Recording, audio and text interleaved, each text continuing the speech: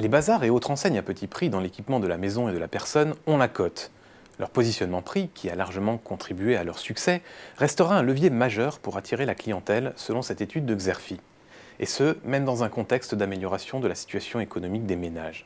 L'achat malin est de fait plébiscité par des consommateurs de plus en plus décomplexés. Et les comportements acquis pendant la crise, comme la recherche de bonnes affaires, vont perdurer. Pour susciter l'intérêt, les enseignes ont également travaillé sur l'agencement de leurs magasins, mais aussi renouvelé et élargi leur offre. Des efforts qui ont été accompagnés d'une rapide extension des réseaux. Dans ces conditions, le chiffre d'affaires des 15 premières enseignes leaders par nombre de points de vente sera bien orienté en 2015 et en 2016, selon les prévisions de Xerfi.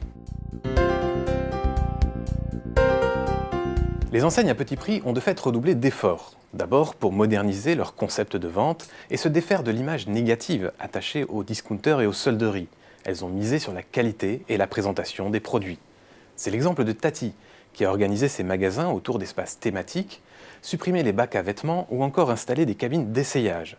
Un bureau de style en interne pour superviser l'offre et le déploiement du concept XXL s'inscrivent également dans cette stratégie de montée en gamme.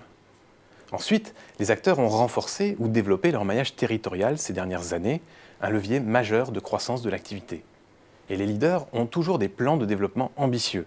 Jiffy vise ainsi un parc de 800 points de vente à terme, soit le double du parc actuel. Aux côtés des acteurs historiques, les enseignes néerlandaises Emma et Action, respectivement entrées sur le marché français en 2009 et 2012, restent optimistes sur leur potentiel de développement dans l'Hexagone. Les stratégies digitales sont au cœur des offensives des grandes enseignes à petit prix.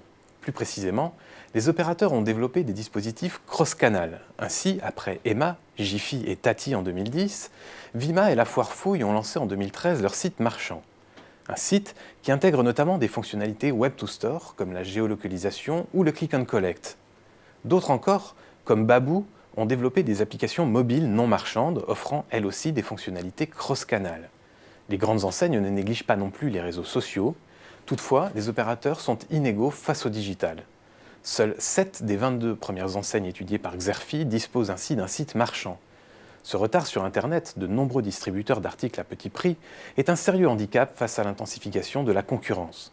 Des concurrents comme des enseignes physiques, telles que Ikea, ou des spécialistes de la vente en ligne, comme badaboom.fr sur le segment de la décoration et de l'ameublement. Dans ce contexte, il y a fort à parier que le secteur, encore constitué de nombreux magasins indépendants, va continuer à se structurer autour des grandes enseignes comme Jiffy, Centracor ou la Foire Fouille.